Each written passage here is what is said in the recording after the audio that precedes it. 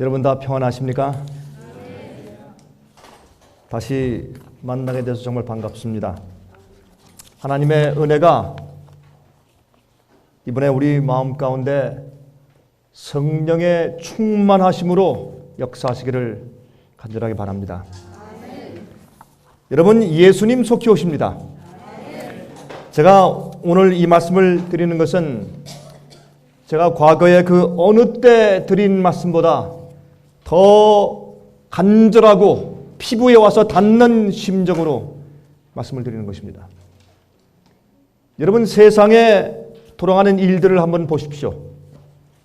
정치적으로, 경제적으로, 또 자연계, 천연계의 재해들을 보면 이 세상은 절대로 오래갈 수가 없습니다. 예수님께서 곧 오실 것입니다. 그런데 이 사람들은 항상 눈에 보이는 정말 부인할래야 부인할 수 없는 그 마지막 징조를 볼 때까지 기다리고 있습니다. 옛날 노아 홍수 때에 비가 오는 것을 보면, 빗방울이 떨어지는 것을 보면은 그들이 믿고 방주로 들어가려고 했습니다. 그러나 그때는 늦었습니다. 지금 이 시대도 마찬가지입니다. 여러분, 주님께서 충분한 증거를 우리에게 주시었습니다. 노아 홍수 때에 생전 그들이 본 적이 없는 동물들과 새들과 곤충들까지 그들이 놀라운 움직임을 보였습니다. 정결한 짐승은 7쌍씩, 또 부정한 짐승은 2쌍씩 차례차례 몰려와서 천사의 인도함 받아서 그들은 방주로 들어가기 시작했습니다. 그것은 하나님을 믿는 자들에게는 어떻게 부인할 수 없는 놀라운 마지막 증거가 되었어야 합니다. 그러나 그들은 여전히 비가 올 것을 기다리고 있었습니다. 아무리 세상에 어떤 일이 생겨도 비가 오는 일은 없을 것이라고 생각을 했죠.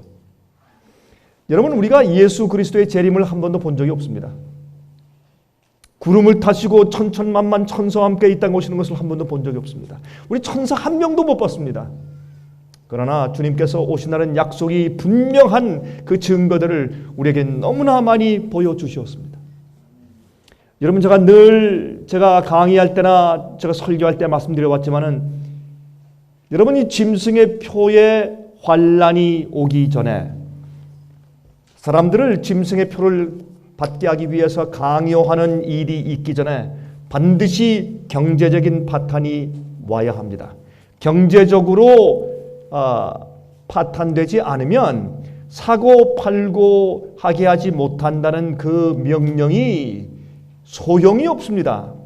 그것은 사람들에게 어떤 그런 정말 강요하고 두렵게 떨게 하는 그러한 힘이 절대로 될 수가 없는 것입니다. 그러므로 여러분, 배급제도가 생겨야 합니다. 먹을 것이 궁해야 합니다. 사람들이 자기가 가지고 있던 모든 돈들을 정말 이제는 어떻게 그 돈이 나를 먹고 살릴 수 없다는 그런 절박한 때가 와야 합니다. 나라들이, 세계 정부가 이 세상의 모든 사람들을 다 다스리고 모든 사람들을 다 컨트롤하되, 이제 우리가 너희에게 주지 않으면 너희는 살 수 없고, 우리가 너희에게서 먹을 것을 주지 않으면 너는 결단코 서바이브 할 수 없다, 살아 생존할 수가 없다는 그런 절박한 때가 와야 합니다. 그래야 짐승의 표가 통합니다. 그것은 상식적인 이야기입니다. 그런데 그때가 정말 왔을 때는 늦었단 말입니다. 준비되지 못합니다. 그때는 두려워서 성령의 은혜를 그때 받을 수가 없습니다. 갑자기 회개가 되는 것은 아닙니다. 여러분, 많은 그리스도인들이, 예수님의 재림을 사모하고 기다리는 많은 그리스도인들이 이제 그 마지막 환란이 왔을 때, 이제 왔구나, 때가 왔다, 이제는 더 이상 기다릴 징조가 없다 할 때, 그때 회개하려고 해도 회개하지 못하게 될 것입니다. 그리고 그들이 성령을 아무리 간구해도 성령을 받지 못할 것입니다. 그것이 문제입니다. 여러분, 지금 저는 말이죠, 요즘에 이제 미국에 살면서 정말 저는 신문을 1개, 2개, 3개 정도 보는 것이 아닙니다.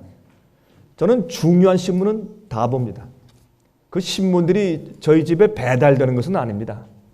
그러나 저는 아침에 일어나서 제가 기도하고 마음을 하나님께 바친 다음에 말씀을 연구하고 주의 은혜로 제 마음을 채운 다음에 전 세상을 돌아봅니다.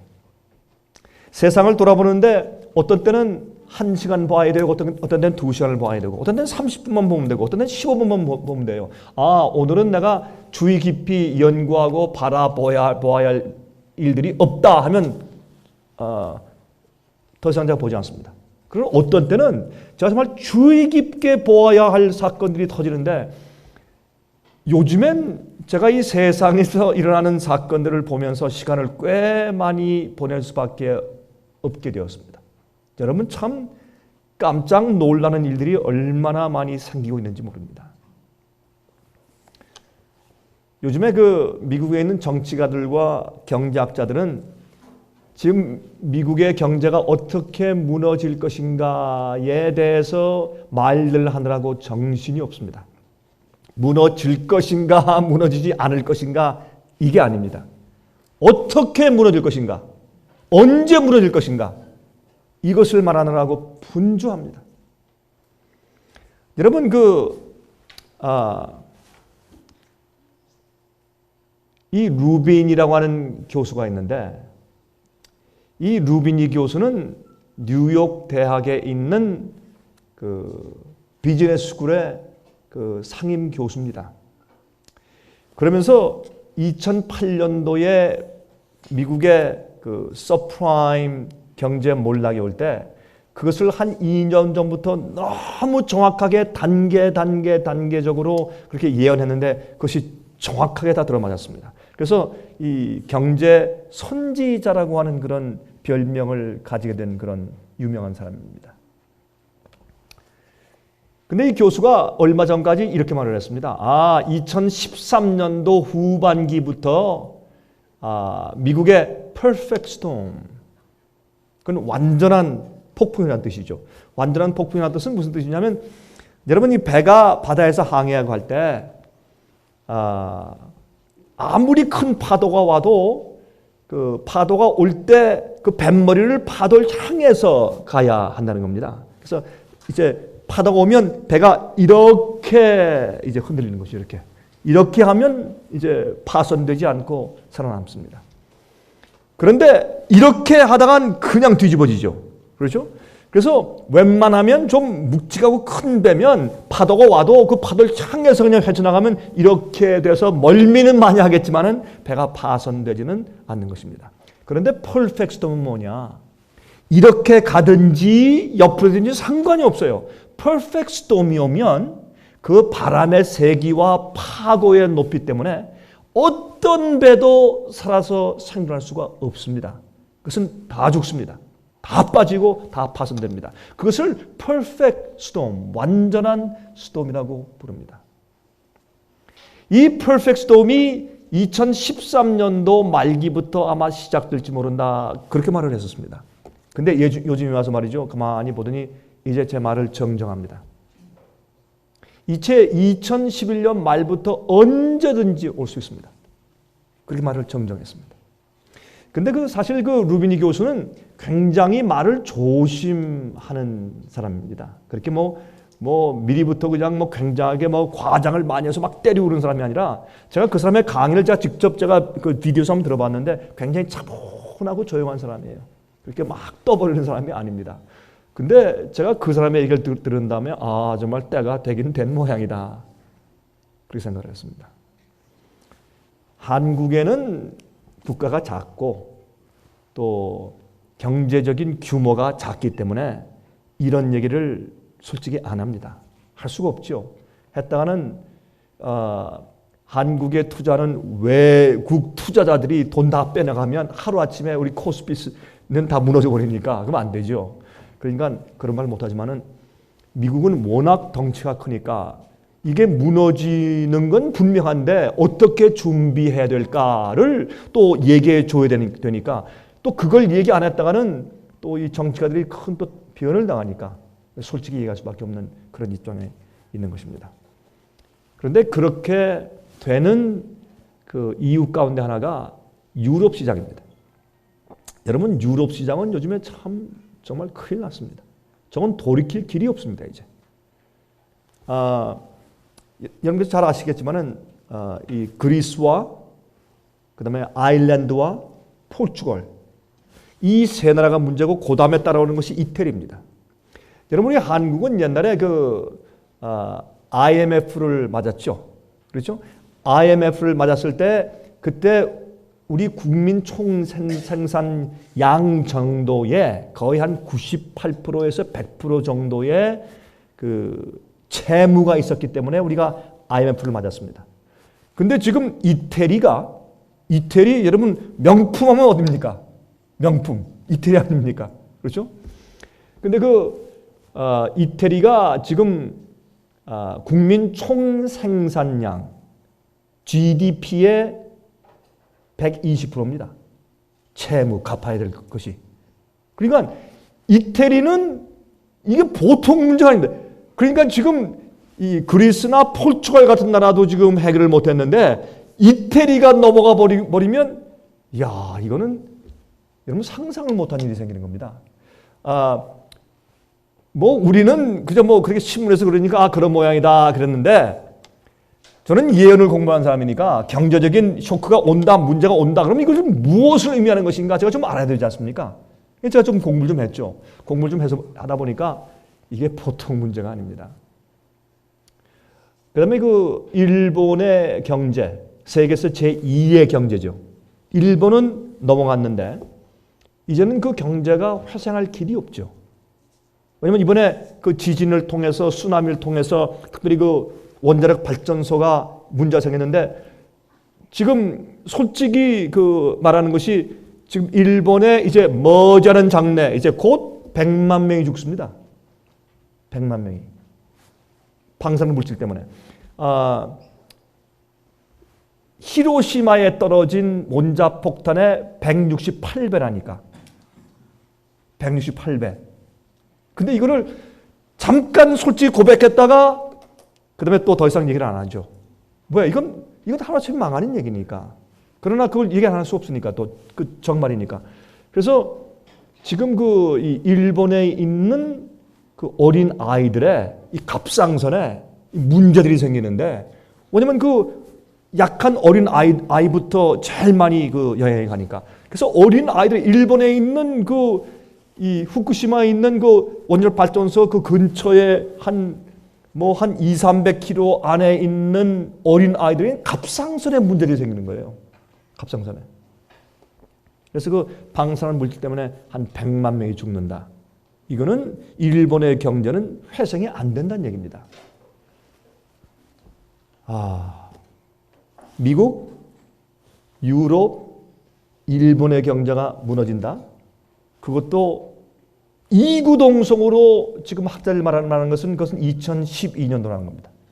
내년도에는 뭐 말할 나위 없다는 겁니다. 제 얘기가 아닙니다. 그런데 그렇게 돼버리면 한국은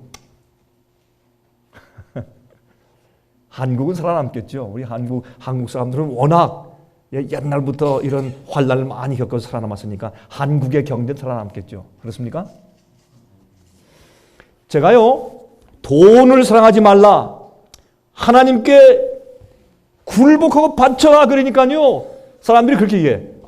저 강 목사가 상해 빚에 돈 내라 그러는다. 여러분, 저는 여러분의 돈이 필요 없는 사람이에요. 여러분, 아무도 우리를 도와주지 않아도 하나님께서 우리 사업을 지탱시키실 것입니다. 우린 기적을 먹고 사는 사람들이니까. 제가 이런 얘기하는 것은 여러분들의 재물이 그리워서 하는 얘기가 절대 아닙니다. 여러분, 돈을 사랑하거나 재물에 연연하면 여러분 다 죽습니다, 이제. 왜 이런 일이 생기는가? 왜 이런 파탄이 생기는가?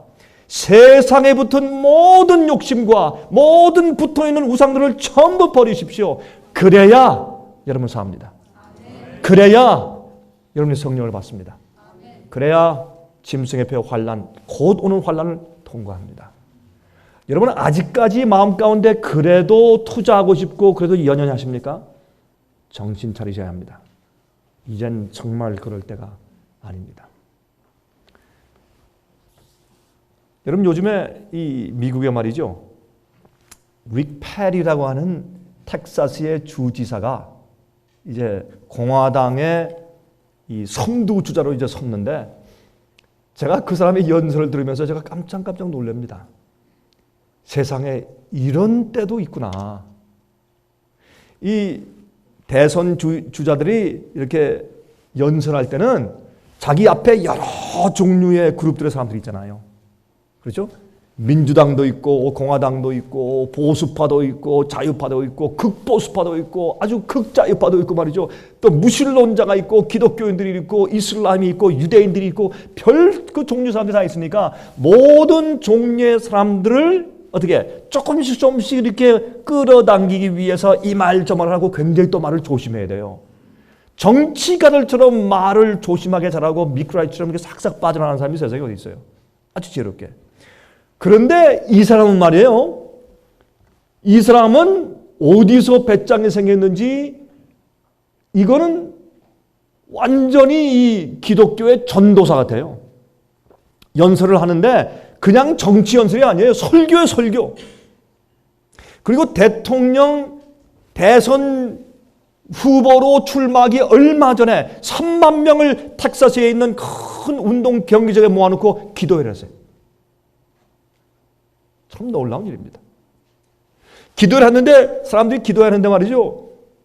이 기도하는 장면이 뭐냐면 이 오순절파 운동하는 사람들이 늘 기도하고 통성 기도하는 거 있잖아요. 막 천장이 막 떠나갈 듯이 꽉 고함치는 막 그렇게 손을 흔들면서 기도하는데 그때 이 페리 주지사도 똑같이 기도해 이렇게 손 들고.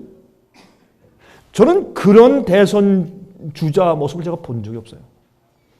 그리고 제가 이제 말씀에 들어가야 되기 때문에 제가 이제 그만하겠는데 그 말하는 내용들이 와 이건 얼마나 보수적인 극보수파 기독교적인 발언을 막 쏟아내댔는지 제가 깜짝 놀라요. 이래도 되는 건가?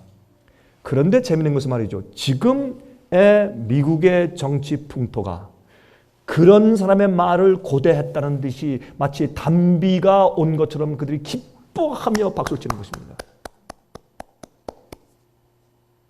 오바마 대통령의 이슬람주의적인 그런 발언들, 그리고 기독교를 약간 좀 내리는 듯한 그런 발언들을 해왔고, 그리고 굉장히 자유주의 성향을 가지고 일해오고, 그 다음에 또 지금 미국 경제를 이렇게 파탄시키게 만들고 한 것 때문에 미국에 있는 기독교인들이요 분노했어요. 제가 얼마 전에 말이죠, 저희 청년관이 있는데 이제 무슨 이제 작업을 하기 위해서 그 땅 토질 검사를 하는데 그거 하기 위해서 어떤 그 인간 그 시빌 엔지니어예요. 그러니까 이제 그런 그 검사는 이제 엔지니어가 왔어요. 와서 이제 이게 토양 검사를 하는데 제가 거기 있었기 때문에 가서 이제 뭐 미국 사람들 이웃이니까 잘 지내야 되겠죠. 제가 악수를 청하면서 인사를 하고 하니까 이렇게 해서 보더니 첫 마디가 뭔지 아십니까? 당신은 누구요? 하는 말을 이렇게 표현해요. 당신은 오바마 대통령에 대해서 어떻게 생각합니까? 그게 저한테 첫 질문이에요. 제가 사는 곳은 남부이기 때문에 남부에 있는 사람들은 상당히 보수적인 성향을 가지고 있으면서 이런 외방 사람들이나 이웃들에게도 그렇게 선뜻 그렇게 다가서거나 마음을 쉽게 여는 사람들이 아닙니다.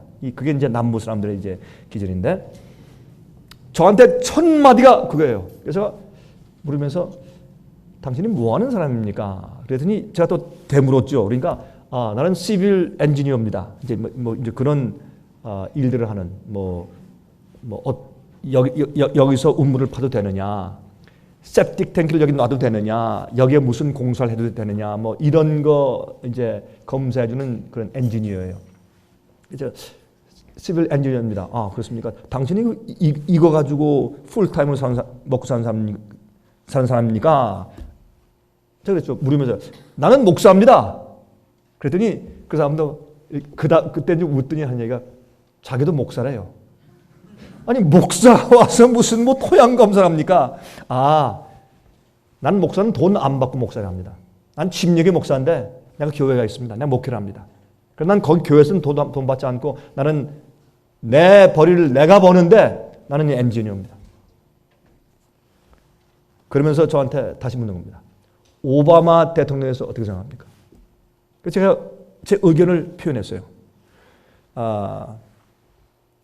목사로서보다 미국의 정치적인 풍토와 아이디어, 이 대통령이 현재 무엇을 어떻게 하고 있으며 무엇이 실책인지에 대해서 제가 좀 설명을 했어요. 전 이렇게 보고 있습니다. 아, 그렇습니까? 하나 더 물읍시다. 뭡니까? 당신은 오바마 대통령이 기독교인이라고 생각합니까? 그래요. 그래서 I don't think so. 난 그렇게 생각하지 않습니다. 그분이 뭐 젊을 때 또 어릴 때 이슬람 그 종교권에서 인도네시아에서 성장했기 때문에 내가 볼 때는 그 사람 마음 가운데 있는 것은 기독교적인 마인드보다 아마 이슬람의 마인드가 훨씬 많다고 생각합니다. 그랬더니 이때 확 웃으면서 손을 내밀면서 You're my friend. 그때 자기 친구래요. 저와 악수하면서. 이 풍토가 이래요 지금. 저는 미국에서 30여 년을 살았어요. 요즘처럼 이렇게 긴박하고 기독교인들이 분노한 그런 때를 제가 과거에 본 적이 없어요. 여러분 1993년도 1994년도 그 시기에 미국은 이 깅그리치 국회의장을 위시로 해서 공화당 의원들이 대거 당선돼 가지고 Contract with America, 미국과 이제 협약을 맺는다, 이렇게 해서 미국을 기독교적인 분위기로 다시 돌이킨다라고 하는 운동을 벌였어요. 그렇게 하다가 그것을 꼬리 감추고 또 돌아갔습니다. 다시 그 이후에 민주당이 거세게 또 밀어 올라와서 또 아주 다른 분위기를 연출했습니다. 그렇게 좀 엎치락 뒤치락 하더니 이락과 아프가니스탄 전쟁이 났습니다. 그 다음에 그 전쟁 때문에 너무 실망하고 정말 된 미국 사람들이 오바마 대통령, 민주당 대통령을 뽑았습니다.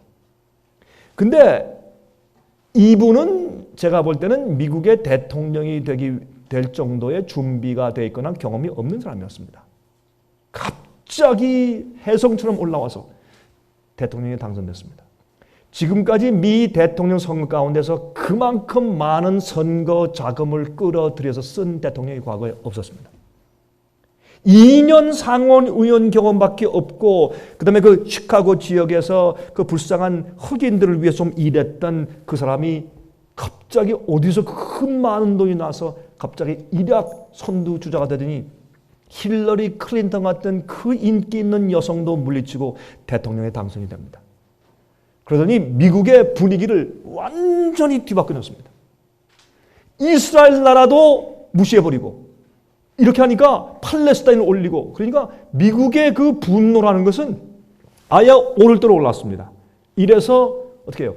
아주 강력한 기독교 성향을 띤 공화당 대선 후보가 그런 강한 말을 토해내도 사람들이 다 박수를 치고 좋아하는 그런 풍토가 생겨버리고 말았습니다. 이번에 이런 풍토가 짐승의 표의 환란으로 몰려갈 것인가, 아니면 또다시 돌아가서 또 10년, 20년 갈 것인가? 여러분, 이 세상은 절대로 오래가지 못합니다. 여러분, 저는 이 정치적인 그런 판도와 경제적인 판도와 종교적인 판도를 보면서 이제는 돌이킬 길이 없다고 제 마음 가운데 결론을 내렸습니다. 저는 그래서 요즘에 우리 생명에서 일하는 우리 동역자들에게 제가 말합니다. 우리가 앞으로 일할 날은 약 한 2년밖에 없다. 2년도 시간을 좀 많이 줬을지 모르죠. 우리가 앞으로 정말 자유를 가지고 이렇게 힘있게 한번 일해버릴 때가 앞으로 한 2년 정도 있는 것 같다. 좀 그렇게 말합니다. 지금 이 화면 통해서 제 설교를 듣는 분들이시요, 아마 이 강 목사가 드디어 또 시간을 정하네. 좋습니다. 그렇게 얘기를 해도.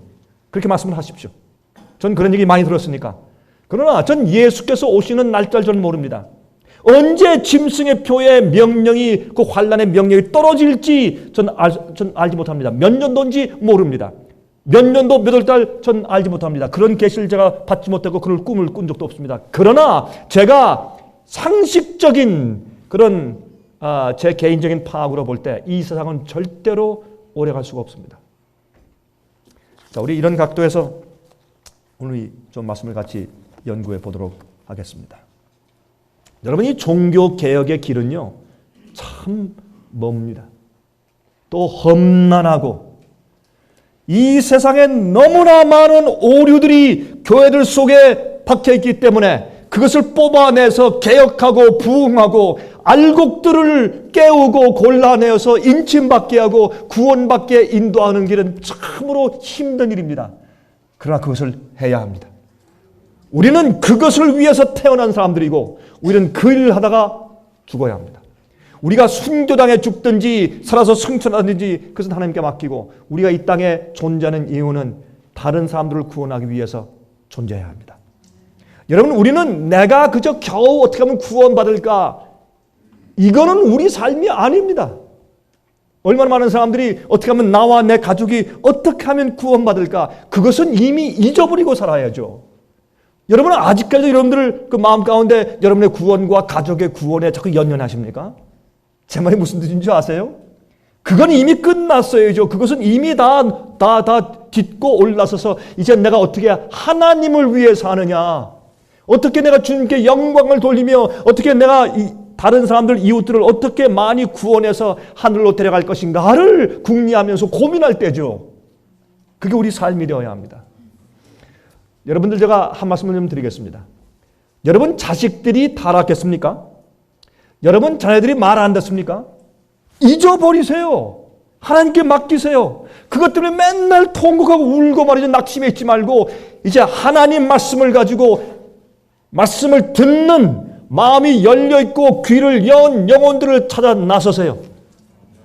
우리 사고방식이 바뀌어야 합니다. 여러분, 남편이 말 안 듣습니까? 아내가 말 안 듣습니까?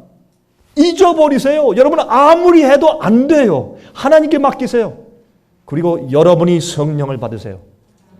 그리고 여러분이 할 수 있는 일이 무엇인지를 찾으세요. 남편 때문에 맨날 통곡하고 울지 말고, 내 남편이 말이죠 바람을 폈습니다. 그래서요. 어쩌단 말이에요. 그래서 예? 여러분, 우리가 새하늘과 새 땅이 오면, 아니 우리가 하늘에 가서 천년기에 들어가면 이 땅에 있는 모든 것을 금방 다 잊어버려요. 더 이상 기억이 안 나요. 너무 좋기 때문에. 그러면 여러분들이시요, 이제는 우리가 더 이상 세상에 묻혀서 살 때가 아닙니다. 세상에 쌓여서 세상에 파묻혀 살지 마십시오. 이제는 눈을 뜨십시오. 고개를 드십시오. 예수님 오십니다. 때가 되었습니다. 예언이 다 성취되었습니다. 여러분, 여기 이런 말씀이 있어요. 요한계시록 14장 6절과 7절입니다. 요한계시록 14장 6절과 7절에 말씀하기를, 또 보니 다른 천사가 공중에 날아가는데 땅에 거하는 자들 곧 여러 나라와 족속과 방언과 백성에게 전할 무엇을 가졌더라? 영원한 복음을 가졌더라. 그가 큰 음성으로 가로되 하나님을 두려워하며 그에게 영광을 돌리라. 이는 그의 심판하실 시간이 이르렀음이니 하늘과 땅과 바다와 물들의 근원을 만드신 이를 경배하라 하더라. 자, 여러분, 요한계시록 14장 6절과 7절에 있는 말씀은 무슨 말씀입니까? 자, 보십시오. 요한계시록 12장은 하나님께서 여자의 남은 백성들, 하나님께서 마지막에 사용하실 마지막 교회, 참된 교회가 누구인지를 밝혀주시고 바로 이런 사람들이야 라고 손가락질로 이렇게 지목해 주시는 그 장이 요한계시록 12장이죠. 그렇죠? 하나님의 마지막 교회의 정체를 밝히시는 그 족보를 알려주시는 것이 요한계시록 12장입니다. 요한계시록 13장은 무엇입니까? 용이 분노에 들어가서 이 여자의 남은 무리와 전쟁을 하고 죽이려고 하는데 어떻게 죽여요? 과거에 했던 중세기의 핍박의 그 방식을 그대로 부활시켜서 한단 말이에요. 그것이 짐승의 표예요. 그것이 짐승의 우상이에요. Image of the beast예요. 그것이 옛날에 했던 그 형상을 부활시켜서 짐승의 우상을 세워서 그 우상에게 다 절하게 하라. 짐승의 표를 받게 하라. 그 표가 없는 자는 다 죽이게 하더라. 그러므로 여러분 하나님께서 이들이 내 참 마지막 백성이야. 이들이 참 교회의 남은 무리다 라고 지목해 주니까 마귀가 딱 기다리고 있다가 아 그래요? 내가 죽입니다. 하고 달려오는 것이 요한계시록 13장입니다. 그게 짐승의 표의 환란이에요. 그러면 그 짐승의 표 환란이 있은 다음에 요한계시록 14장에 들어가서 1절부터 5절까지 누가 나옵니까? 짐승의 표를 받지 아니하고 그 우상에게 경배하지 아니하고 하나님의 인을 받은 백성들이 등장하는데 그들을 14만 4천이라고 부릅니다. 그런데 그 다음에 6절, 7절, 그 다음에 12절까지 어떤 말씀 나옵니까? 새 천사가 날아가요. 그럼 새 천사가 날아가서 무슨 일을 합니까? 이러한 때에 세상을 향해서 하나님께서 주시는 마지막 자비의 기별을 선포합니다. 근데 이 선포하는데 첫 번째 날아가는 천사가 선포하는 기별이 지금 우리가 읽은 이 말씀입니다. 근데 여기에 뭐가 나오냐? 두 가지가 나옵니다. 영원한 복음이 나오고 심판이 나옵니다. 그런데 참 재미있는 것은 지금 이 말씀이 세상에 꽉 아주 완전히 전파되고 지금 이 설명되어야 할 이 시점에 오늘날 현대 교회는 복음과 심판을 끊어 놓았습니다. 복음을 믿으면 심판을 받지 않는 것처럼 설명해 놓았습니다. 복음과 심판은 아무 상관이 없는 것처럼 설명해 놓았습니다. 그래서 지금은 마지막 때입니다. 그래서 마귀는 말이죠. 어떻게 했습니까? 요즘에 제가 늘 설명드리는 것처럼 마귀는 어떻게 합니까? 교회 가라. 성경 읽어라. 교회 가라. 그렇게 해서 멸망시킵니다.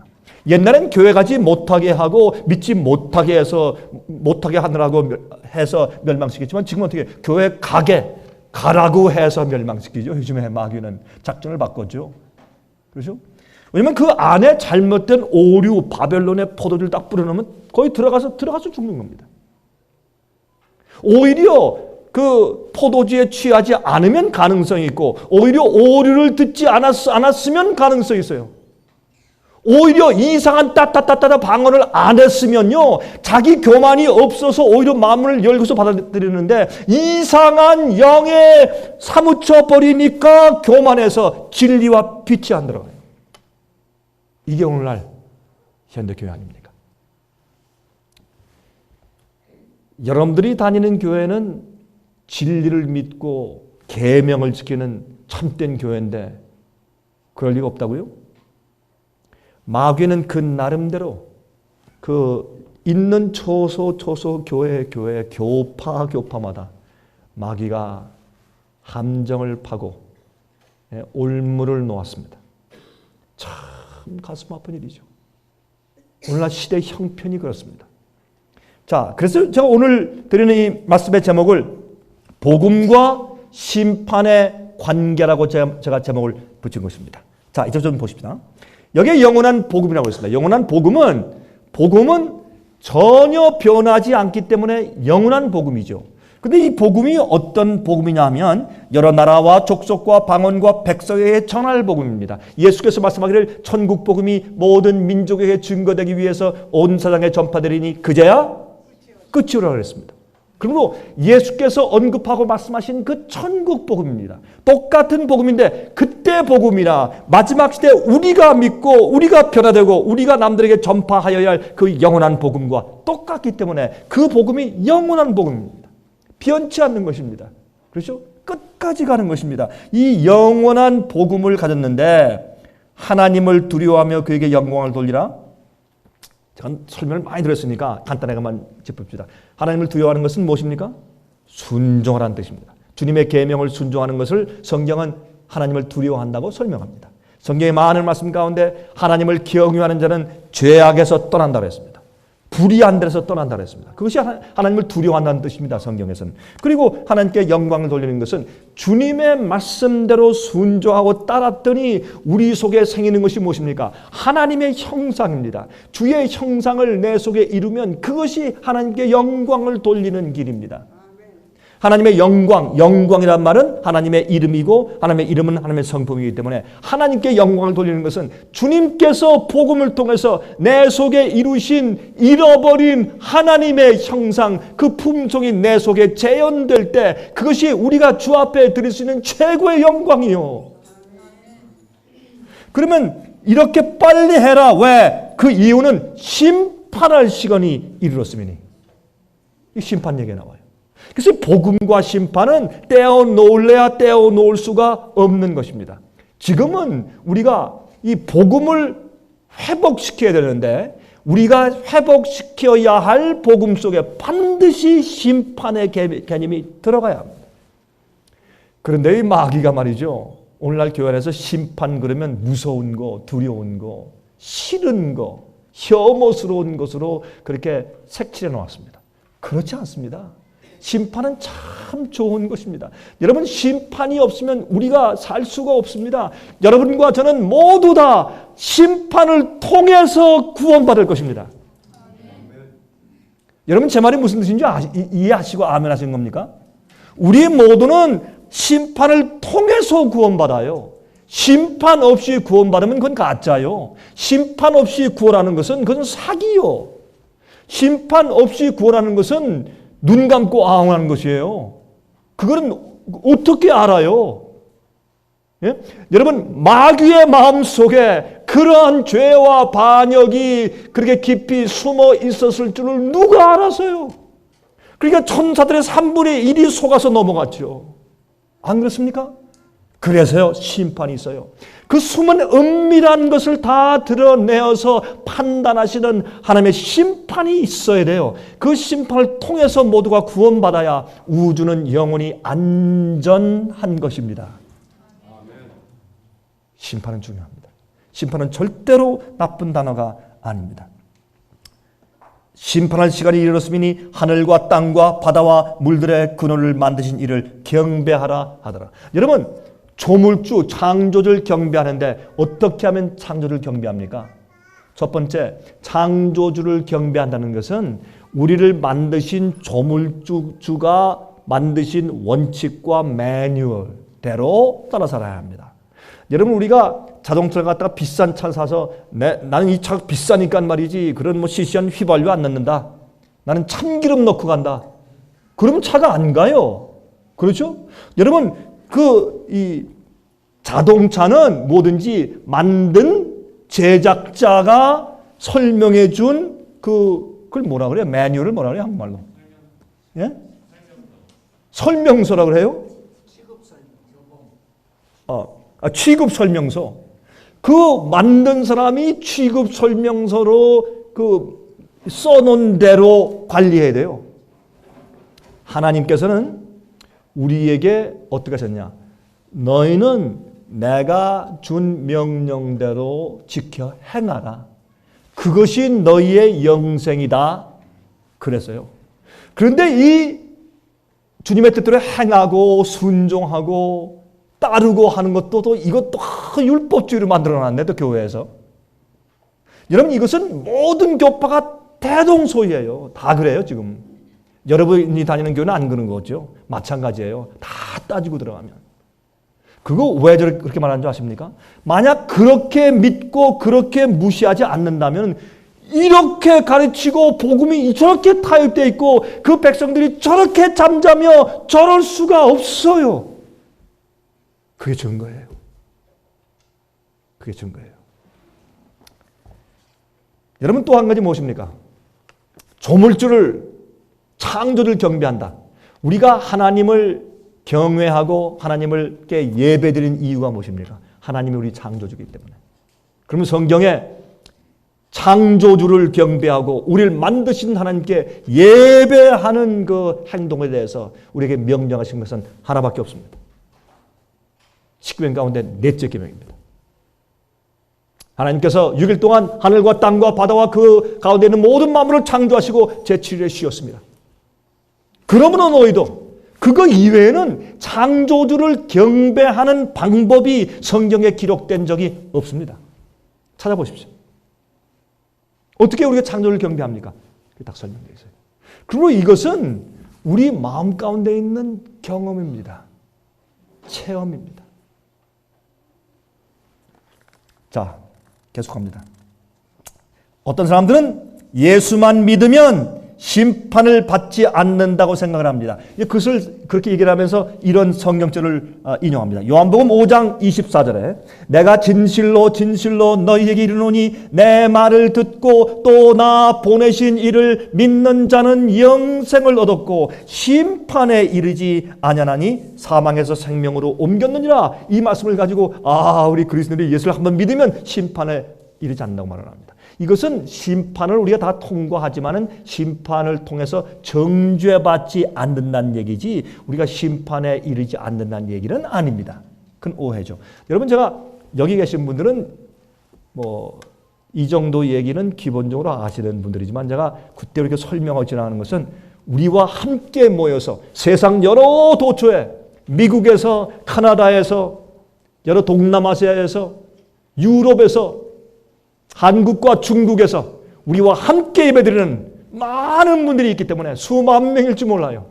여러분 제가 그 숫자를 어느 정도 파악하려고 했었지만 한 가지 아는 것은 이거 굉장히 많은 숫자구나 하는 것을 대략은 파악했지만 정확한 숫자는 알 수 없지만 그 많은 분들이 우리와 함께 화면을 통해서 예배를 드리고 있기 때문에 저기 설명을 드리는 것입니다. 여러분 여기 로마서 5장 16절에 말씀했습니다. 또 이 선물은 범죄한 한 사람으로 말미암은 것과 같지 아니하니 심판은 한 사람을 인하여 정죄에 이르렀으나 은사는 많은 범죄를 인하여 의롭다 하심의 이름이니. 이것도 또 이용해서 이미 예수님께서 우리 대신해서 심판을 받으셨으니까 우리는 심판받지 않는다 그렇게 생각을 합니다. 그러나 성경은 우리가 이런 문제를 볼 때 어떻게 됩니까? 성경의 교리를 확정하기 위해서는 한두 가지 성경절만 가지고 인용하면 불공평합니다. 성경 전체를 보아야 합니다. 그렇죠? 그래서 여기에 로마서 2장 16절을 보면 이런 말씀이 있습니다. 곧 로마서 2장 16절 곧 내 복음에 이른 바와 같이 하나님이 예수 그리스도로 말미암아 사람들의 은밀한 것을 심판하시는 그날이라. 같은 로마서에 하나님께서 심판하신다는 말씀을 기록하고 있네요. 또 고린도후서 5장 10절 고린도후서 5장 10절에 말씀하기를 이는 우리가 다 아무도 여긴 예외가 없습니다. 이는 우리가 다 모두 다 반드시 그럴 것이다 그럴 수도 있다가 아니라 반드시 그리스도의 심판대 앞에 드러나 각각 선악간에 그 몸으로 행한 것을 따라 받으려 함이라. 모두가 믿는 자나 믿지 않는 자나 모두가 심판을 통과하면서 영생에 들어가는 것입니다. 그래야 하나님의 심판은 공의로운 것이고 그래야 온 우주가 안전하게 되는 것이죠. 그렇죠? 그리고 우리는 우리 속에 있는 예수 그리스도로 말미암아 의롭게 된 의가 드러나야 합니다. 그렇죠? 또 악인들은 겉으로 말이죠. 의로운 척하지만 그 속에 있는 죄가 드러나야 합니다. 여러분 하나님의 심판이 없으면 너무 불공평해서 안 됩니다. 그리고 숨은 비밀이 다 드러나야 합니다. 하늘에 가면요. 창문에 커튼이 없어요. 그렇죠? 벽은 전부 다 투명해요. 이렇게 잘 때 말이죠. 다 그리고 나 지금 옷 벗는데 가려야지고 이게 없잖아요. 모든 것이 드러나 있잖아요. 만천하에 숨긴 것이 없어요. 그건 심판을 통해서만 가능한 것입니다. 하나님께서 정결한 자들을 주님께서 빼내시는 것입니다. 베드로전서 4장 17절 18절에 말씀하기를 하나님 집에서 심판을 시작할 때가 되었나니 만일 우리에게 먼저 하면 하나님의 복음을 복종치 아니하는 자들의 그 마지막이 어떠하며 또 의인이 겨우 구원을 얻으면 경건치 아니한 자의 죄인이 어디 서리요 그랬습니다. 여기 보니까 심판이 또 점점 더 난처해지는, 심판이 하나님 집, 교회에서 먼저 시작한다네요. 또 그리고 또 에스겔서 9장을 보면 교회 성소 안에서 심판이 시작되는데 누구부터 먼저? 예? 늙은 자로부터. 늙은 자는 누구예요? 제사장들, 저와 같은 목사들로부터. 머리가 희끗희끗한 사람부터 먼저. 목사도 선배 먼저. 그렇죠? 순서를 따라서. 하나님은 공평하신 분이에요. 자, 제가 이제 몇 가지 종류의 심판을 제가 간단하게 짚습니다. 에덴에서의 심판, 에덴 동산에서 심판이 있었습니까? Yes. 여러분, 마귀의 거짓말이 있었죠. 이제 좀 빨리 좀 갑시다. 여러분 다 아시는 것이니까. 하나님의 법을 불순종해도 죄를 지어도 안 죽는다, 영원히 산다. 이것이 이 해와에게 한 마귀의 에덴 동산의 거짓말이었습니다. 그렇죠? 자, 그런데 그때 인간이 마귀의 손을 들어주었고 하나님을 대항해서 하나님을 심판했습니다. 하나님이 틀렸습니다 라고 마귀 손을 들어주었습니다. 그것이 우리 인간 첫째 아담과 해와가 한 일입니다. 우리 인간이 하나님을 심판하고 마귀 손을 들어주었습니다. 제가 왜 이렇게 표현하는가? 계속 들어보세요. 그때 하나님께서는 심판을 하셔야 돼요. 마귀가 말하는 것이 이것이 오류고 기만이고 거짓말이고 잘못됐다 라는 것을 밝히기 위해서는 무엇이 필요해요? 심판이 필요해요. 그래서 에덴 동산에 심판이 있었어요. 그들을 내쫓았어요. 죽게 하셨어요. 죄의 행위에 참여한 자를 그냥 놔두면 정말 하나님이나 하나님 계명과 하나님의 원칙과 법과 하나님의 정부가 거짓이 되는 거예요. 그래서 진리와 빛은, 의인은 반드시 심판을 포함해야 합니다. 의인은 불의를 배제하고 죄를 배제하고 계명을 폐하는 일을 배제하고 악을 배제해야 돼요. 범죄를 배제해야 돼요. 그러려면 판단을 해야 돼요. 그것이 심판이에요. 여러분, 제가 이렇게 설명드린 이유는 심판은 무섭거나 싫은 것이 아니라 심판은 아름다운 것이에요. 심판은 하나님의 은혜고 심판은 우리를 보호하시는 울타리고 심판이 없으면 이 세상에 공정함이 없어요. 심판이 없으면 영원한 구원이 없어요. 마귀는 심판해야 되잖아요. 또 타락한 천사를 심판해야 되잖아요. 그게 없으면 그러면 영원히 의인들이 악인과 함께 마귀와 악한 천사와 함께 영원히 같이 존재란 말이에요. 아니지 않습니까? 심판이 없으면 우리는 살 수가 없어요. 여러분들 정말 오늘 이 얘기를 들으면서 심판에 대한 잘못된 관념을 뽑아버리세요. 심판은 좋은 겁니다. 아, 왜 그 정도 아멘 가지고 됩니까, 여러분? 심판은 하나님의 은혜입니다, 여러분. 이제 조금 제가 마음에 듭니다. 심판은 좋은 얘기입니다. 절대로 나쁜 얘기가 아닙니다. 이 마귀가 교회 심판에서 잔뜩 오해시켜 놨으니까 저라도 이렇게 소리를 좀 질러서 조금 개혁을 시켜야지. 그렇잖아요? 자, 그래서 하나님께서 심판을 보여주신 겁니다. 죄와 죄의 싹은 사망이다 라고 심판을 보여주셨어요. 그러나 그 사실이 증명되기 위해서 어떻게 해요? 아담과 에를 그냥 딱 죽여버리시면 어떻게 돼? 여러분과 제가 태어날 기회가 없잖아요. 세상을 이처럼 사랑하셔서 독생자까지 보내시면서 이 지구를 6,000년 동안 살게 하셨어요. 그리고 하나님의 법을 어겨서 사는 생애가 어떠한지 죽는다는 걸 알았어요. 그런데 뭐를 알아야 돼요? 얼마나 불행한지를 알아야 돼요. 아주 지겨워서 하나님 이제 싫습니다. 그만합시다. 모두 다 이제 그만합시다 할 때까지 주님께서 시간을 주신 것이에요. 그래서 하나님의 심판은 시간이 걸리는 거예요. 하나님은 강요하시는 분이 아니거든. 시간이 걸리는 거예요.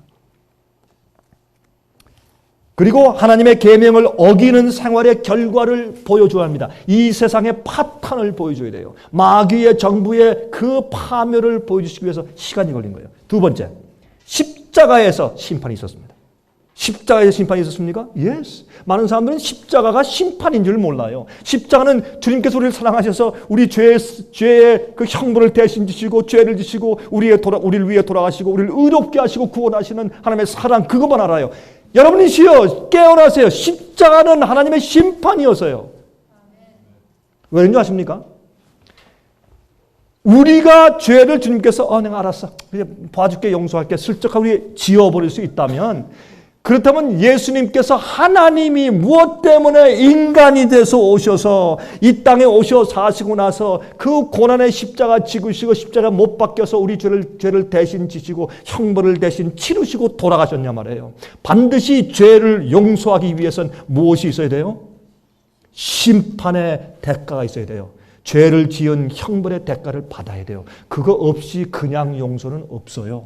그래야 하나님의 우주가 안전해요. 잘못을 해도 그저 슬쩍 지나고 괜찮아, 무슨 대가가 없이, 그러면요 이 우주가 다 파괴돼 버려요. 그렇잖아요?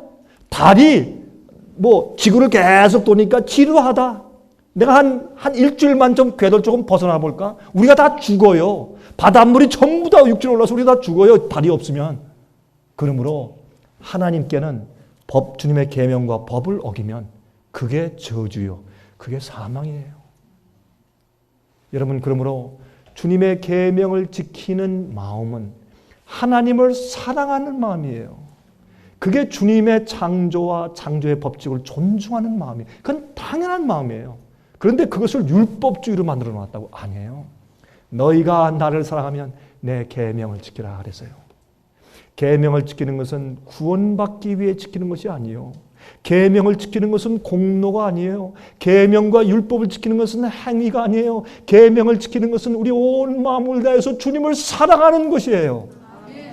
그것은 하나님의 창조를 존중하는 것이고 우주를 존중하는 것이고 주님의 생명과 주님의 모든 법칙에 감사하는 것이 주님의 계명과 원칙을 지키는 것이에요. 네? 우리가 간음하지 말라, 살인하지 말라, 거짓 증거하지 말라, 이거를 마음대로 어기니까 이 세상이 이렇게 악하게 됐잖아요. 예?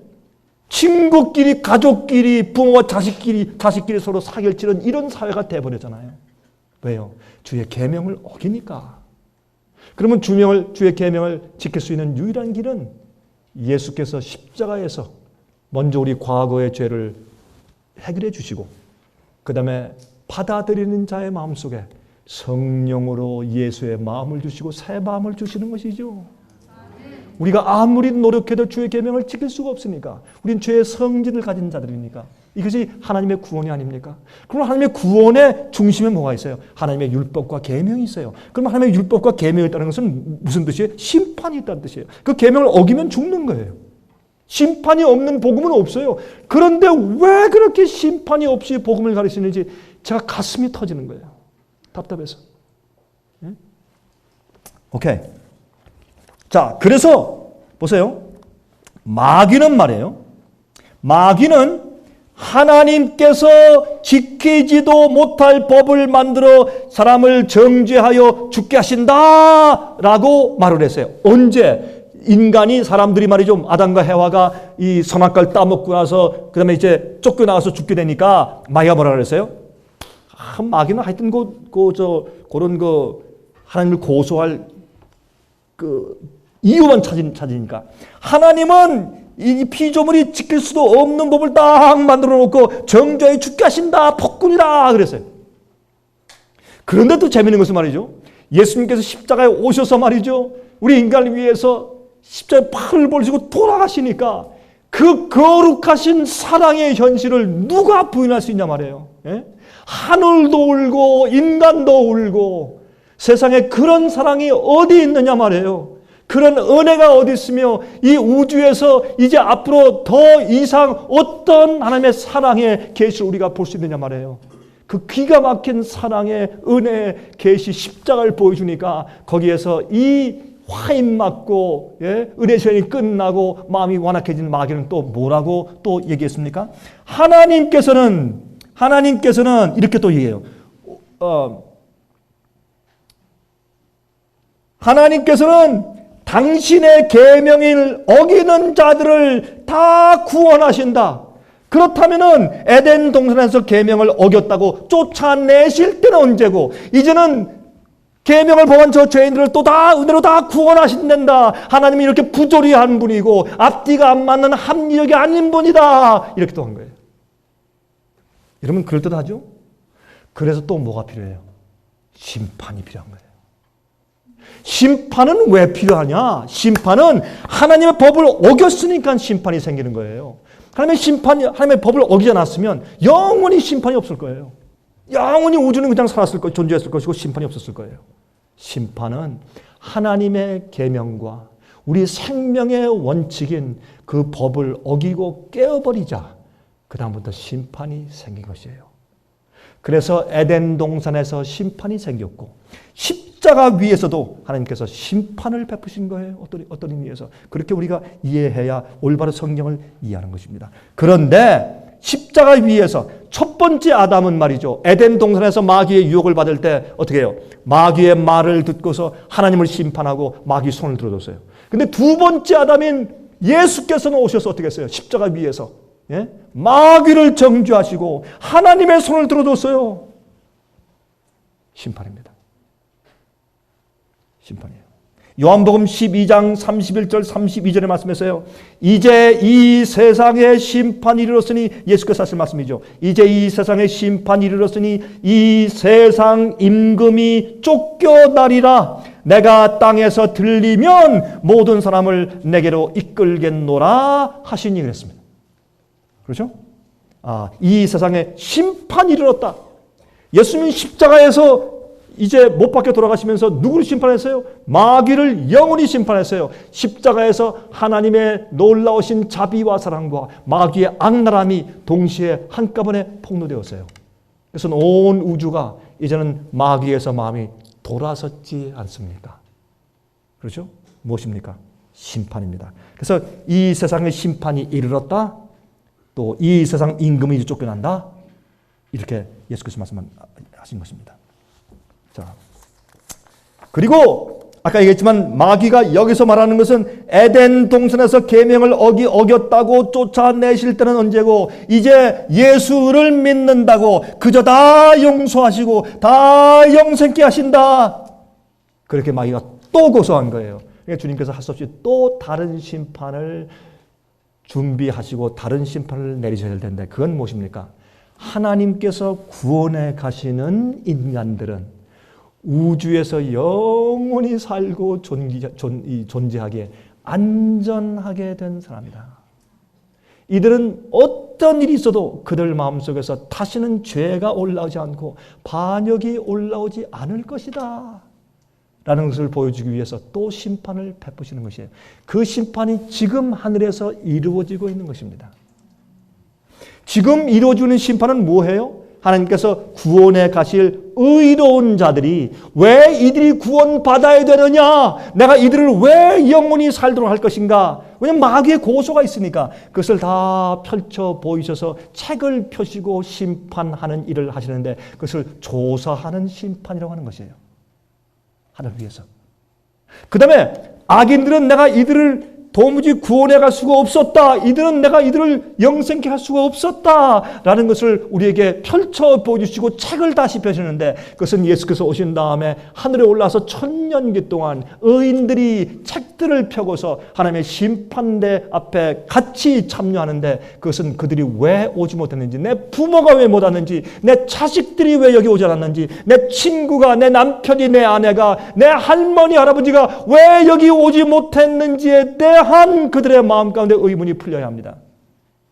주님께서 왜 악인들을 구원하실 수 없었는지에 대해서 책을 펴시고 또 심판하시는 것입니다. 이것은 왜요? 마귀의 고소가 있기 때문에. 그래서 그런 것입니다. 여러분, 제가 시간이 이제 얼마 안 남았다고 이거 사인을 줬기 때문에 제가 좀 이제 빨리 지나가겠습니다. 다니엘 7장 9절부터 14절은 제가 읽지 못하겠습니다. 그건 화면 올리지 마세요. 다니엘서 7장 9절부터 14절 보면 이런 말씀이 있어요. 하나님 아버지께서 옛적부터 계시니가, 그분이 앉아 계신데 거기에 이렇게 돼 있어요. 그 보좌가 어느 곳에서 날라와서 놓였고, 이 히브리 원어는 그렇게 돼 있어요.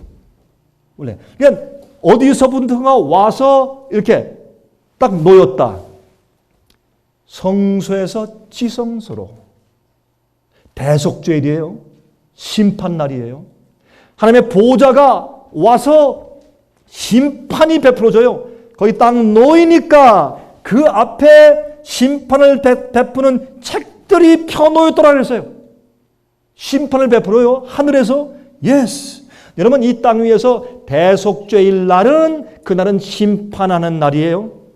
다 그 1년 내내 범죄했을 때 고백하고 용서를 받았으나 그날은 심판한 날이에요. 책을 편 날이었어요. 대속죄일은. 그렇죠? 그렇게 설명해요. 그 다음에 여기 또 어떤 말이 나오냐면 그 다음에 몇 절은 무슨 말이 등장하느냐면 작은 뿔, 교황권이 잘못한 일에 대해서 설명해요. 그때 그것 때문에 얼마나 많은 사람들이, 여러분 이 다니엘서의 예언의 그 중심에 무엇이 들어있어요? 작은 뿔의 그 역사가 들어있거든요.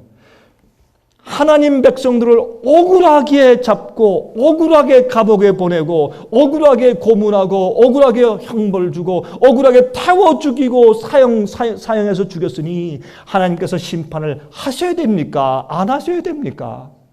그래서 이 일 때문에 하나님께서 심판하시는 그 얘기 가운데 작은 뿔의 역사가 여기 포함되어 있어요. 하나님께서 반드시 갚아주시고 이걸 다 드러내신다. 그렇게 되어 있어요. 그런데 여기 전 제일 처음 말이죠. 제가 젊을 때는 이걸 몰라가지고 다니엘 7장 13절에 보면 이 심판 얘기가 나오면서 내가 또 밤 이상 중에 보았는데 인자 같은 이가 하늘 구름을 타고 와서 옛적부터 항상 계신 자에게 나와 그 앞에 인도되매. 예수님께서 오시는 천천만만 천사와 함께 영광의 구름을 타고 쭉 오시는 그 장면이 나와서 이건 예수님의 재림이구나 생각했어요. 이렇게 제가 어두웠어요. 근데 하루는 가만히 말씀 듣다 보니까, 예수께서 오시는데 인자 같은 이가 하늘 구름을 타고 와서 옛적부터 항상 계신 자에게 나와 그 앞에 인도되매. 이게 무슨 얘기야? 우리 지구상에 우리한테 오시는 것이 아니라 하나님 아버지 앞으로 나가시네. 아버지 앞에 무엇이 펴놓였어요? 심판할 책들이 펴놓였어요. 그러면 예수님께서 무엇 하세요? 심판으로 나가시는데, 심판하러 가시는데 예수께서 이 땅에 사실 때 말씀하기를 어떻게 말씀하십니까? 아버지께서 모든 심판을 아들에게 맡기셨다 그랬어요. 근데 여기 보니까 인자 같은 이가 그랬어요. 이것은 무슨 뜻이냐면 예수님께서 다니엘이 계시 가운데 볼 때 미래를 보는데 어떤 미래인가? 예수님께서 이 땅에 인간으로 오셔서 성육신 하셔서 34년 반 동안 사시고 십자가 돌아가시고 부활하시고 승천하신 이후의 사건을 보는 것이에요. 근데 그래서 이게 인자 같은 이가 그랬어요. 인자 같은 이가. 그런데 14절 그에게 권세와 영광과 나라를 주고 모든 백성과 나라들과 그 방언하는 자로 그를 섬기게 하였으니 그 권세는 영원한 권세나 옮기지 아니할 것이요 그 나라는 패하지 아니할 것이니라. 예수님께서 그 심판이 끝나니까 이 세상 모든 나라와 권세를 예수께서 다시 받으시고 회복하세요. 그런 다음에 여기 보시면 이 다니엘 7장 22절에 읽으면 이런 말씀이 있어요. 옛적부터 항상 계신 자가 와서 지극히 높으신 자의 성도를 위하여 신원하셨고 때가 이름에 성도가 나라를 얻었더라. 이게 무슨 말이냐 말이에요. 예수님께서 지구를 창조하신 다음에 아담과 해와를 두시고 너희가 생육하고 번성하라. 이것은 너희가 다스리는 너희 것이야 라고 그 나라와 권세를 이 지구를 우리 성도들 인간들에게 주셨는데 타락함으로 이렇게 오랫동안 빙글빙글 돌았지만 주님께서 어떻게 해요? 성도들을 어떻게 해요? 심판하셨어요. 이건 신원하는 심판은 어떻게 해요? 호소하는 말을 듣고서 그들의 그 억울함을, 그들의 잘못된 그런 언도를 풀어주는 것이에요. 복수해 주시는 것이에요. 대신 갚아주시는 것이에요.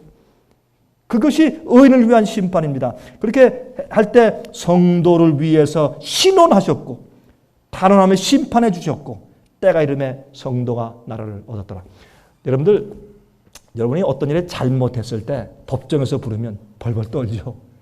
정말 법정 가기를 죽기보다 더 무서워하죠. 그러나 억울하게 당했을 때, 억울하게 누명을 뒤집었을 때, 빨리 심판날이 와야 돼. 그렇죠? 빨리 법정날이 오고 빨리 법정에 서서 나의 이 억울함을 풀고 나의 이 정말 잘못 누명 쓴 것을 풀어야 돼요. 마찬가지예요. 주님께서 실현하는 심판을 여기서 해주신다 그랬어요. 자, 그래서 다니엘 12장 1절 보시면 그때 내 민족을 호위하는 대군 미가엘이 일어날 것이요 또 환란이 있으리니 이는 개국 이래로 그때까지 없던 환란일 것이며 그때 내 백성 중 무릇 책에 기록된 모든 자가 구원을 얻을 것이라. 하나님께서 책을 펴서 어떻게 해요? 영원히 구원받을 성도, 이자는 영원히 살 자격이 있다. 이자는 내가 의롭다고 선언한다. 라고 주님께서 하나하나 한 사람 한 사람의 생애를 펴주실 때 어떻게 해요? 여기 말씀하기를 무릇 책에 기록된 자가 구원을 받을 것이라고 이렇게 말씀을 기록해 놓은 것을 보셨습니다. 사도행전 17장 30절 31절 알지 못하는 시대에는 하나님이 허물치 아니하셨거니와 이제는 어디든지 사람을 다 명하사 회개하라 하셨으니 이는 정하신 사람으로 하여금 천하를 공의로 심판한 날을 작정하시고 이에 저를 죽은 자 가운데서 다시 살리신 것으로 모든 사람에게 믿을 만한 증거를 주셨음이라 하시니라. 여러분, 예수님께서 반드시 우리의 억울함을 풀어주시고 우리를 제대로 심판해 주시고 우리의 의를 드러내 주셔서 우리를 영원히 살게 하실 것입니다. 주님께서. 그 증거가 어디 있어요? 예수님의 부활이에요. 예수님께서 죽은 자 가운데서 부활해서 승천하신 것은 바로 우리가 그렇게 될 것에 대한 증거예요. 그래서 우리를 심판해 주시겠다는 우리 재판장이, 우리의 변호사가 하늘에 올라가 계시다는 증거입니다. 그 예수님의 부활이라고 설명했어요. 이렇게 말하고 지나가십시다. 여러분들 신앙 생활 때문에 고통하세요? 여러분들이 주의 말씀대로 살았기 때문에 고난을 당하셨어요? 여러분 하나님의 계명을 지키기 때문에 따돌림 받고 외롭고 정죄받고 오해받고 핍박받았습니까? 여러분들은 하나님을 위해서 그의 나라를 위해서 세상을 버렸기 때문에 친척들과 가족들에서 이상한 취급받고 여러분 외롭게 취급받고 어려움 당하고 여러분 하나님을 위해 살고 진리 위해 살다가 여러분들 어려움 당하셨어요? 고통을 당하셨어요? 어떤 일을 당하셨어요? 걱정하지 마세요. 심판이 있습니다. 그래서 심판이 좋은 거예요. 심판이 있습니다. 주님께서는 심판을 해주세요. 억울한 일이 있습니까? 심판해 주세요. 하나님께서. 주님은 공정하신 분이에요. 여러분 심판이 없이 그저 쓱싹하고 지나가는 것은 그건 사랑이 없는 사람이요 공의가 없는 분이에요. 하나님은 공의로우신 분이고 사랑이 많으신 하나님이세요. 그래서 다시 읽읍시다. 요한계시록 14장 6절 7절 야고보서는 건너뛰고 요한계시록 14장 6절 7절입니다. 또 보니 다른 천사가 공중에 날아가는데 땅에 거하는 자들 곧 여러 나라와 족속과 방언과 백성에게 전할 영원한 복음을 가졌더라. 그가 큰 음성으로 그러되 하나님을 두려워하며 그에게 영광을 돌리라. 이는 그의 심판할 시간이 이르렀으니 하늘과 땅과 바다와 물들의 근원을 만드신 이를 경배하라 하더라. 자, 여러분 짐승의 표의 환란이 이제 눈앞에 다가오고 있는데 지금 코너를 돌고 있는데 그때 여러분과 제가 해야 할 일의 첫 번째 의무가 무엇입니까? 영원한 복음을 가르치고 전해야 합니다. 그 복음 가운데 반드시 심판이 포함되어 있어야 합니다. 그러면 누구를 심판해요? 하나님을 두려워하고 그에게 영광을 돌리지 않는 자는 복음을 모르는 자란 말이에요. 그것을 누가 영원한 복음을 알고 복음의 체험으로 구원받고 의롭게 된 자들인가를 심판하는 일이 하늘에서 진행되고 있다고 말이에요. 이것을 깨닫게 하는 것이 영원한 복음을 전파하는 것입니다. 여러분 한 번 구원받으면 영원히 구원받았다? 그런 사람들한테 진짜 참된 영원한 복음을 전파하고 가르쳐야 되는 것이 현재 이 시대 이렇게 타락한 바벨론 이 판을 치는 시대에 여러분과 제가 해야 할 우리의 첫 번째 의무입니다. 그것을 요한계시록 14장의 6절과 7절에서 첫째 천사가 이제 날아가면서 경고하는 모습으로 여기 설명해 준 것입니다. 네 번째, 악인들에 대한 심판이 있습니다. 악인들에 대한 심판, 요한계시록 20장 4절 12절이죠. 너무 잘 아는 말씀이죠. 이거 읽고 이제 우리 그냥 지나갑시다. 또 내가 보좌들을 보니 거기 앉은 자들이 있어 심판하는 권세를 받았더라. 이것은 복수입니다. 이것은 하늘에 올라간 성도들이 왜 악인들이 하늘에 오지 못했는지를 살펴보는 심판에 참여하는 것을 말하는 것이죠. 또 내가 보니 12절입니다. 이제는 요한계시록 20장 12절. 또 내가 보니 죽은 자들이 문원대소하고 그 보좌 앞에 섰는데 책들이 펴있고 또 다른 책이 펴졌으니 곧 생명책이라. 죽은 자들이 자기 행위를 따라 책들에 기록된 대로 심판을 받으니. 그렇죠? 이제 악인들도 심판을 받고서 그것이 온천에 그냥 이 사람들은 악인들이야. 불아 내려와라. 태워라. 없애라.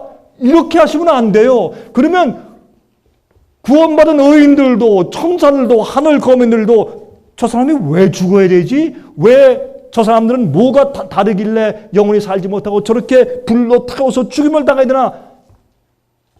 의문이 생겨 영혼들아. 안 돼요. 그래서 악인들도 하나님께서 그들을 영원히 멸망시켜서 그들을 없애기 전에 그들에 대한 심판도 이루어져야 합니다. 그래서 악인에 대한 심판도 성경에 기록되어 있어요. 그게 우리 하나님이세요. 우리 하나님은 참 공평한 분이세요. 하나님은 원더풀한 분이세요. 하나님은 놀라운 분이세요. 하나님께는 어둠이 없어요. 하나님께는 감추인 것이 없어요. 하나님께는 불합리한 것이 없어요. 그러므로 여러분은 계명을 지키는 사람들입니까? 예수 믿음을 가진 사람들입니까? 하나님의 인을 받는 사람들입니까? 그러면 여러분 속에 나타나야 할 한 가지 중요한 성질이 있어야 돼요. 그것은 공평성이에요. 합리성, 공정함이 있어야 돼요. 그게 하나님의 성품이기 때문에.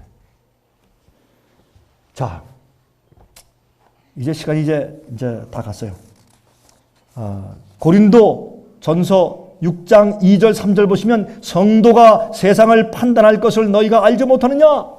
또 너희가 천사를 판단할 것을 알지 못하느냐? 그렇죠? 성도가 그리스도인들 앞으로 세상을 판단한다. 천사까지, 타락한 천사까지 판단한다. 라고 하는 말씀이 여기에 기록된 것을 볼 수 있어요. 그러므로 로마서 8장 1절부터 4절. 제가 또 건너뜁니다. 그 뒤에 스크린, 우리 조정하는 우리 직원들 말이죠. 로마서 8장 1절부터 4절 다 읽지 않고 4절 육신을 쫓지 않고 그 영을 쫓아 행하는 우리에게 율법의 요구를 이루어지게 하려 하심이니라. 이런 자들을 주님께서 어떻게 해요? 자, 봤지? 그래 안 그래? 내가 이 땅에 와서 그리스도가 되어. 그리스도가 뭐예요? 메시아예요. 기름 부음 받은 자예요. 무엇으로 기름 부음 받았어요? 무엇으로? 여기에 대한 대답도 안 나오시네. 여러분들이 많이 피곤하시구나. 제가 더 피곤해요. 저는 밤낮이 바뀌었어요. 제 앞에서 피곤하다고 말씀하지 마세요. 여러분 하루 종일 멀리 여행 와서 첫집 빼앗은 게 좀 피곤하시죠. 예, 이해합니다.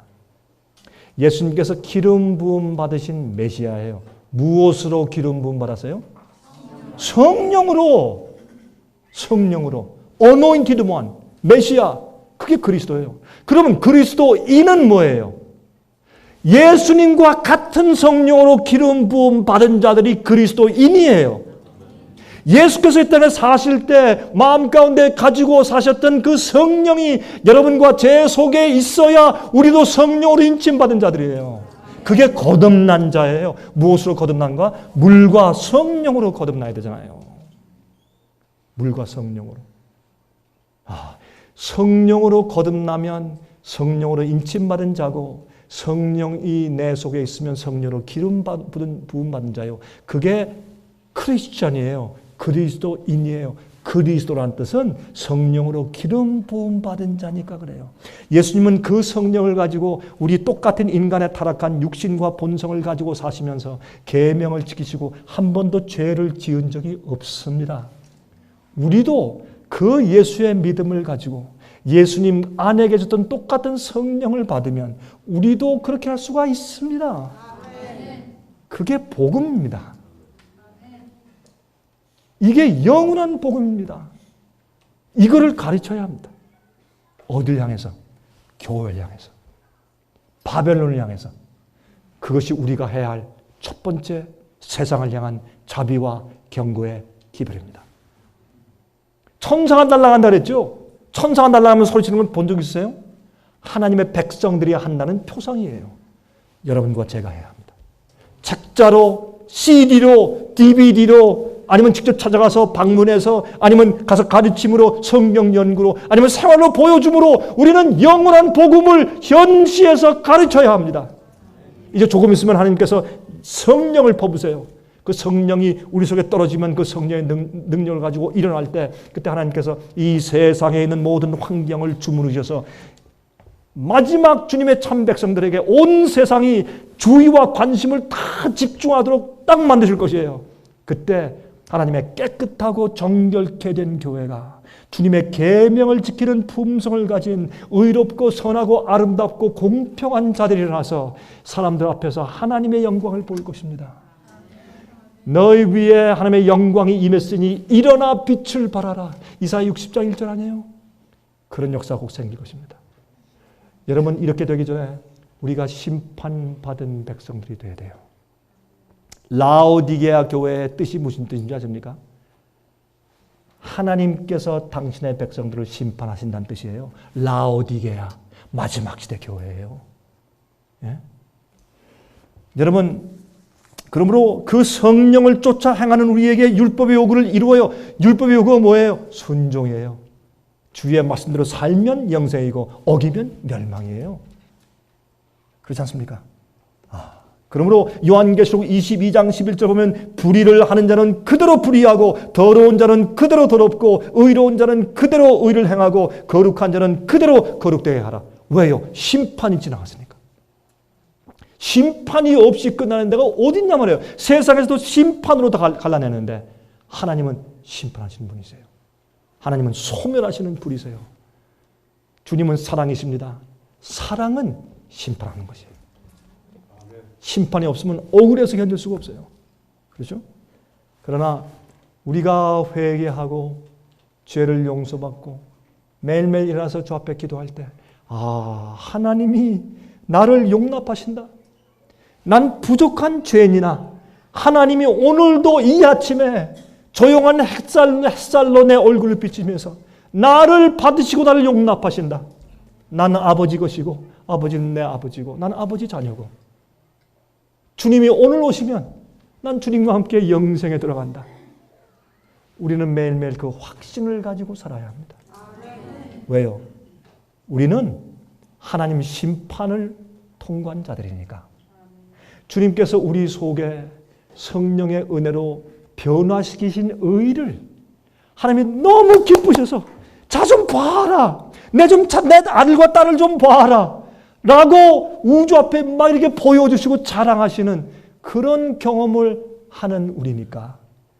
이건 우리가 만든 것이 아니라 성령의 은혜로 내 속에 의의 품성을 창조해 주셨으니까 주님이 너무 좋아서 너무 기뻐서 나 닮은 아들과 딸을 좀 볼래? 내가 낳은 내 자식을 한번 보여줄까? 라고 높이 드시는 경험을 우리가 해야 되니까. 그것이 심판입니까? 악인에 대한 심판은 멸망하는 집행심판이나 우리가 당하는 심판은 주님께서 우리를 의롭게 하셨고 우리를 영원히 살게 하실 자격을 부여했다는 것을 주님께서 드러내 주시는 심판을 하신다 그 말입니다. 얼마나 아름다운 일입니까? 주님의 은혜가 아닙니까? 여러분께서 요한복음 3장 5절에 말씀하기를 물과 성령으로 나지 아니하면 물은 뭐예요? 물은 칭의, 의롭게 되는 것을 말하는 것이에요. 성령을 뭐예요? 태우는 것이요. 거룩하게 만드는 것이요. 여러분 마태복음 6장 12절과 13절에 보면 주 기도문을 우리가 읽는데 거기 말씀하기를 우리가 우리에게 죄 지은 자를 사하여 준 것 같이 우리 죄를 사하여 주시고 우리를 씻으시고 의롭게 칭하시는 칭의예요. 그 다음에 우리를 시험에 들지 말게 하시며 다만 악에서 구하시옵소서. 우리의 매일의 생애는 죄 악에서 구원받은 의로운 생활이 되어야 합니다. 그게 성화입니다. 그게 성화입니다. 거룩한 생애입니다. 그래서 심판을 언급하는 것은요, 하나님의 은혜입니다. 여러분 화면을 통해서 이 말씀을 듣는 분들이시요, 심판은 좋은 것입니다. 심판은 주님의 사랑의 표현이고 심판은 하나님의 은혜입니다. 시간이 다 지나버렸죠? 몇 분 시간이 있어요? 없어요? 있으면 얘기를 하고 끝내고 없으면 안 하고. 없습니까? 제가 끝내겠습니다. 여러분 제가 내일 아침 다시 뵙겠습니다. 하나님의 은혜가 주님께서 심판하심으로 우리를 멸망시키는 심판이 아니라 주님이 기쁘셔서 여러분 속에 이루신 의의 역사를 우주 앞에 착을 펴서 여러분 마음을 펴서 살아있는 심판으로 보이시는 은혜가 여러분 생활 가운데 매일 충만하시기를 간절하게 바랍니다. 우리 잠깐 우리 기도하고 마치겠습니다. 자비하신 하늘에 계신 우리 아버지시여, 주님의 은혜를 감사합니다. 우리는 하나님의 은혜가 아니면, 성령의 도우심이 아니면 우리는 우리 스스로 우리 죄를 용서할 수가 없습니다. 우리 스스로 우리를 변화시킬 수도 없습니다. 하나님이시여, 자격이 없습니다. 흠이 많습니다. 그러나 우리의 간절한 소원을 귀히 여기시고 우리가 빛과 진리를 찾는 간절한 마음을 보셔서 온 마음과 뜻을 다하여 전심으로 주님 찾는 것을 귀히 보셔서 저에게 오셔서 찾으시고 씻으시고 의롭게 해주시고 또한 진리로 살게 해주셔서 이런 귀한 특권 가운데 지내게 하심을 감사합니다. 하나님이시여, 이 세상에 심판이 임합니다. 지금 하늘 위에서는 죽은 자들부터 시작해서 책들이 펴지고 그들의 세계가 하나하나 지금 조사되고 심판되고 있습니다. 이제 살아있는 우리들도 그런 경험을 할 것입니다. 아버지, 저희를 불쌍히 여기시고 매일매일 하나님 앞에 용납받는 자들 되게 해 주시옵소서. 살아있는 자들은 책을 펼 필요가 없지 않습니까, 하나님? 우리가 살아서 행동하고 말하고 생활하는 그 자체가 펼쳐 놓여진 책이 아닙니까, 하나님? 두려움을 가지고 살게 하시옵소서. 그리고 그래서 하나님을 두려워하고 주 앞에 영광을 돌리게 하시옵소서. 주 예수 그리스도의 은혜가 우리 마음 가운데 늘 임하셔서 성령을 쫓는 우리의 생애가 하나님의 율법의 요구를 이루는 자들 되게 하시옵소서. 살아계신 예수 그리스도의 귀하신 이름으로 간절하게 기도합니다. 아멘.